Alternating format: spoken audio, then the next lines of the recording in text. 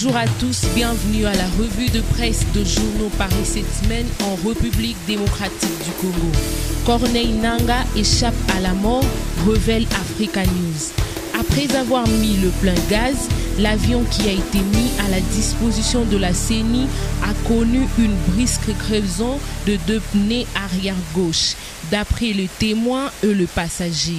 Un avion à la destination de Guadolite, chef-lieu de la province du Nord Ubangi, était sur la piste sur le point de décoller avec le président de la CENI et une forte délégation à bord pour un suivi de l'opération de révision du fichier électoral lancée le 31 juillet à Guadolite. Londres et le Vatican appuient Edem Kodjo, titre au Forum des As. Bien que réquisé par les rassemblements de forces politiques et sociales acquises au changement, le facilitateur du dialogue national en République démocratique du Congo peut encore compter sur le Vatican et Londres. Hier mardi 9 août, le Togolais Edem Kodjo a reçu tour à tour Monseigneur Louis Mariano Montemayor, nonce apostolique en RDC, et Tobias Elwood, ministre britannique en charge de l'Afrique. Ces deux personnalités ont encouragé des initiatives privées par l'ancien Premier ministre togolais pour la bonne tenue du dialogue national. Selon la classe politique, le dialogue est la seule voie susceptible de permettre de trouver le consensus nécessaire pour relever les défis de l'heure. Aux yeux du groupe de soutien, il est important que ces dialogues commencent le plus rapidement possible.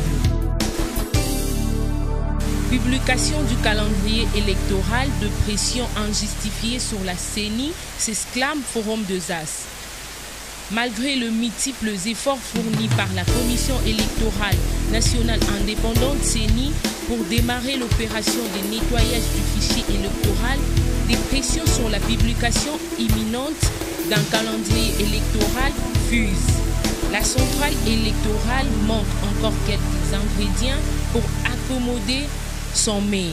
Il lui faut un accord politique préalable de moyens techniques, matériels, humains et financiers suffisants pour préparer un calendrier électoral. À l'opposition, on exige que les élections commencent par la présidentielle et les législatives. La majorité estime par contre nécessaire de vider d'abord les arriérés de 2006 et 2011 qui sont d'une part municipales et locales et d'autre part le provincial et sénatorial. Sur ce point, la classe politique congolaise doit nécessairement lever l'option pour permettre à la CENI d'embaucher son calendrier électoral. La représentante de Human Rights quitte la République démocratique du Congo, relève l'avenir. La représentante de Human Rights quitte la République démocratique du Congo, révèle l'avenir. Son visa étant expiré et non renouvelé, la représentante de l'organisation internationale Human Rights en République démocratique du Congo depuis 2008, Ida Sawyer, n'a plus le droit de rester dans le territoire congolais d'après des sources dignes. Chercheuse de Human Rights a quitté Kinshasa depuis hier soir. Sur son compte Twitter, la correspondante de RFI a indiqué que Ida Sawyer avait des visas qui s'est cherchés. La Direction générale de migration d'EGEM n'a pas souhaité renouveler les visas de Ida Sawyer, c'est tout, a déclaré le ministre de la Communication et des Médias Lambert Mende. Certaines personnes estiment que la République démocratique du Congo a refusé les visas à Ida Sawyer parce qu'elle a des choses à cacher. L'UDPS a été vendu à qui et pourquoi, s'interroge l'avenir dans sa première page. Après avoir combattu pendant plus de 34 ans d'élite politique, l'UDPS, parti phare de l'opposition, a perdu tout sens des combats politiques, de ses idéaux et valeurs de la social-démocratie au profil des ambitions financières. Le combat pour lequel beaucoup ont sacrifié leur vie, de l'énergie, se voit s'envoler comme un éclair de feu d'une fumée noire. En effet, ce qui se passe actuellement à l'UDPS ne concerne pas que le cadre, militant et adhérent de cette organisation. Il se montre d'ailleurs complètement désorienté. C'est la famille du leader s'accapare toute initiative.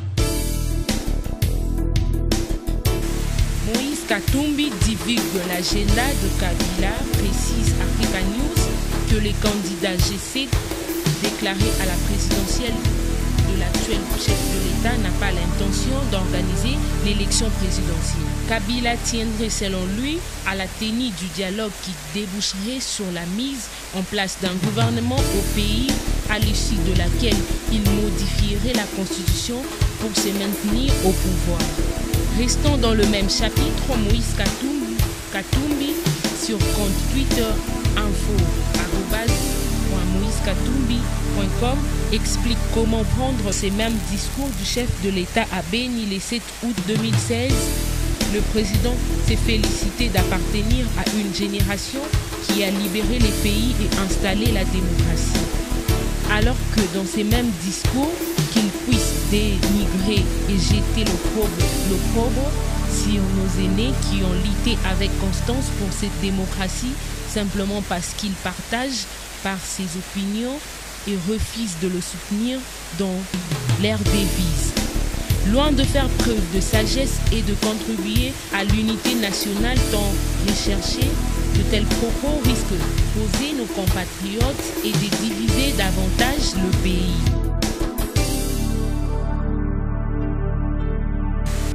André Kimbuta interdit l'importation de véhicules à volant à droite à Kinshasa dès janvier 2017, précise Africa News.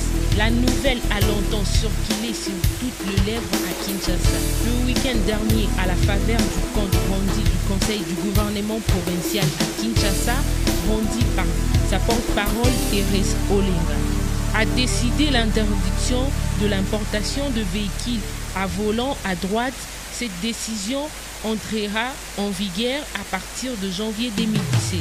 Selon cette mesure de l'exécutif provincial, tous les propriétaires de véhicules disposant de volants à droite doivent placer des guidons de leur voiture à gauche conformément. Selon cette mesure de l'exécutif provincial, tous les propriétaires de véhicules disposant de volants à droite doivent placer des guidons de leur voiture à gauche conformément au code de la route applicable en RDC. Le gouvernement provincial doit savoir que ces véhicules importés le sont avec l'autorisation du gouvernement au moment même de l'importation. Il ne faut pas prendre de mesures contraires lorsque vous saviez déjà que ces véhicules circulent déjà à l'intérieur du pays. Ce n'est pas ce que les usagers des transports en commun ont besoin en ce moment à estimer un propriétaire dans le véhicule à volant à droite. Après les affrontements meurtriers entre miliciens et policiers, souligne Africa News, depuis dimanche dernier, les activités économiques ont été paralysées suite à un affrontement opposant les forces de sécurité à une milice créée récemment par le chef Kamena Sambu. Au Kasaï central, le climat est tendu entre la population et les services censés assurer l'ordre public. Le service s'adonne à la rançon et aux tracasseries de paisibles citoyens. Selon le marchand ambulant, sont souvent victimes d'extorsion de leurs biens et argent. Ils ne savent à quel sens se vouer. Pour se défendre contre les tracasseries devenues monnaie courante, le chef coutumier Kamwena Sambu, dans les territoires de Dibaya, a appelé le jeune à s'organiser. Cette organisation d'autodéfense constitue en quelque sorte une milice et passée à l'acte. et la cité de Chimbulu a connu 2 jours de troubles sanglants. Le bilan, 9 morts dont 4 policiers, 4 miliciens et 1 civil. Les mêmes sources ont indiqué que depuis des mois, ces chefs coutumiers, de passer par ces plaintes de la population, a décidé de débarrasser le Kasaï central de tout le service de l'ordre, a décidé de débarrasser le Kasaï central de tout le service de l'ordre, auteur des tracasseries et de tout genre à l'encontre de la population. L'attaque survenue à Chimbulu est un signal fort en l'endroit des autorités qui doivent tout mettre en œuvre pour ramener le service concerné à l'ordre. Des zones de santé de Kinshasa seront vaccinées contre la fièvre jaune, souligne l'avenir. Après la campagne de vaccination réactive contre la fièvre jaune qui avait eu lieu au mois de mai dernier dans les zones de santé de Massinade et Njili au mois de juillet dernier à Kisenso, le programme élargi de vaccination PEV va lancer une campagne préventive contre cette même épidémie du 18 août au 27 août 2016 dans les 32 zones de santé restantes sur 35 villes de Kinshasa. Ceci est indiqué par le chef de division technique du PEV, Dr Norbert Yolo. La vaccination réactive contre la fièvre jaune à Kinshasa a eu lieu dans 3 zones de santé, à savoir Massinade, Njili et Kisenso. Et d'ici là, nous allons poursuivre avec les autres zones de santé pour une autre campagne de vaccination qui sera cette fois-ci préventive. Car contrairement à Massina, Njili et Kisenso, dans les autres zones de santé, on n'a pas eu de confirmation de cas de fièvre jaune. Rappelons que sont compatibles à cette campagne de vaccination toute personne de plus de 9 mois et sauf de femmes enceintes. La fièvre jaune est une maladie hémorragique virale et qui est transmise par de moustiques infectés. Le terme jaune fait référence à la jaunisse représentée par certains patients. Selon le source, le moustique vecteur de cette maladie est Aedes. Ces moustiques qui se retrouvent dans les jardins domestiques piquent généralement vers 9h et vers 15h, d'où l'utilité de couvrir correctement le corps et de dormir sur la moustiquaire imprégnée d'insecticides est souhaitable, indique le professionnel de santé. Quant à son traitement, les maladies virales n'ont pas un traitement curatif, seul le vaccin reste le seul moyen de combattre cette catégorie de maladies. C'est ainsi qu'afin de prévenir cette épidémie qui est aussi une maladie virale, le PEV a mis sur pied cette campagne de vaccination au profit de la population quinoise. Depuis Paris, Samangwana annonce son retour sur scène avec l'album Gallo Negro, précise Africa News. Depuis Paris, la capitale française où il réside actuellement, l'artiste musicien annonce sa réapparition sur la scène musicale. Invité à l'émission de musique du monde diffusée chaque samedi sur Radio France Internationale, RFI, l'auteur de la célèbre chanson Fatima, Samangwana, a annoncé la sortie prochaine de son opus Gallo Negro. Une fois de plus, les amoureux de la bonne musique vont réécouter la voix mélodieuse du vieux loup de la rumba congolaise.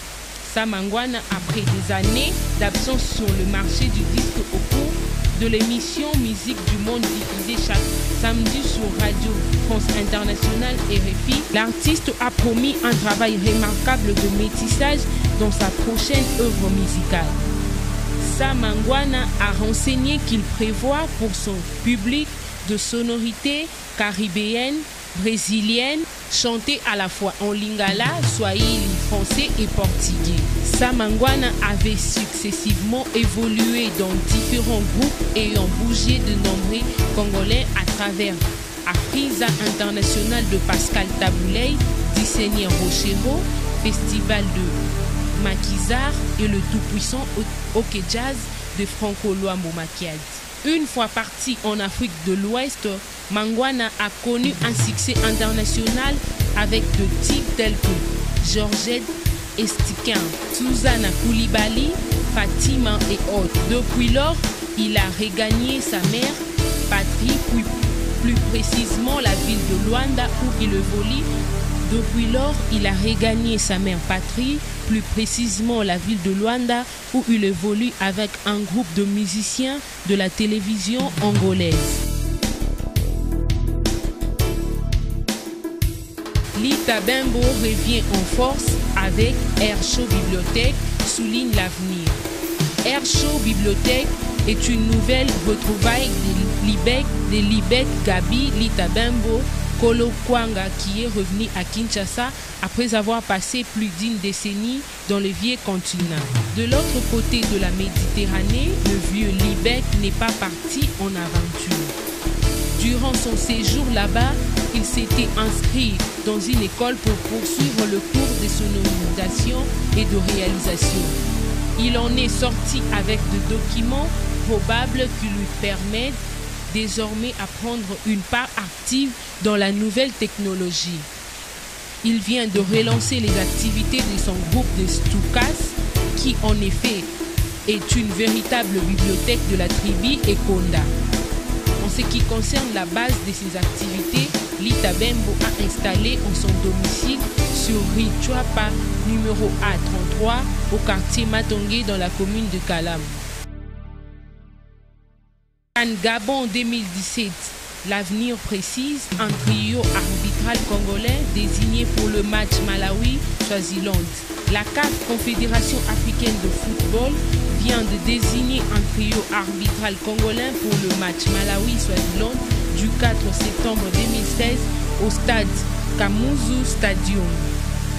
Il s'agit de Jean-Jacques Ndala, arbitre central, Olivier Safari Kabene, arbitre assistant, Nabina Blaise Sabutu, Malala Kabanga Yannick. Tandis que le commissaire du match est Tabo Timothy du Lesotho et le site africain Jérôme Kelvin Daymond est l'inspecteur du match.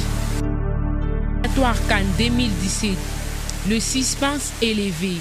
Voici la liste de 37 présélectionnés de Florent Ibenge, entraîneur principal de Léopard de la République démocratique du Congo. Comme gardien, Kiasumbwa Joël, Suisse. Matompi Vumilei, tout-puissant Mazé. Oudibana Nikes, FC Royal. Mandanda Parfait, Sporting, Charleroi. Lomboto Hervé, Léopard de Dolésie, Congo-Brazza. Tisserin Marcel, AC Monaco. Baumeto Junior, Saint-Éloi Lupopo. Bompunga Padou, ASV Club. Issa Mampeko, tout-puissant Mazembe. Lomanisa Joyce, l'ASV Club. Zakwani Gabriel, Angleterre. Bemba Chancel, Angleterre. Takala Fabrice, Belgique. Timba Vital, France. Tamata Abel, Hollande. Ugenda Musengele Bobo, Kabuskop Angola. Oualembo Christopher, Academia Angola. Comme milliers de terrains, Bopé Merveille, tout-puissant Mazembe. Magoma Jacques, Birmingham. Boku Paul José, Italie. Moulumba Rémi, Gazelle, France. Kamavoaka Wilson, Autriche. Kebano Nikes, Belgique. Kage Hervé, Belgique. Nkokolo Jordan, France. Lema Mabidi Raja, Casablanca, Maroc. Moulumbu Youssouf, Angleterre. Comme attaquant, Kakuta Gaël, Chine. Mumbele Furman, Alilal. Bakamou Cédric, Villarreal. Bolassi Yannick, Christa Palace. Bokila Jérémy, Qatar. Botaka Jordan, Leeds United. Bolingi Banki Jonathan, tout-puissant Mazembe. Mabwati Cédric, USA. Lukoki Jordi, Bulgarie. Mbokani Dieu merci, Angleterre. C'était là votre revue de presse. Restez branchés sur pacificaafricanews.com.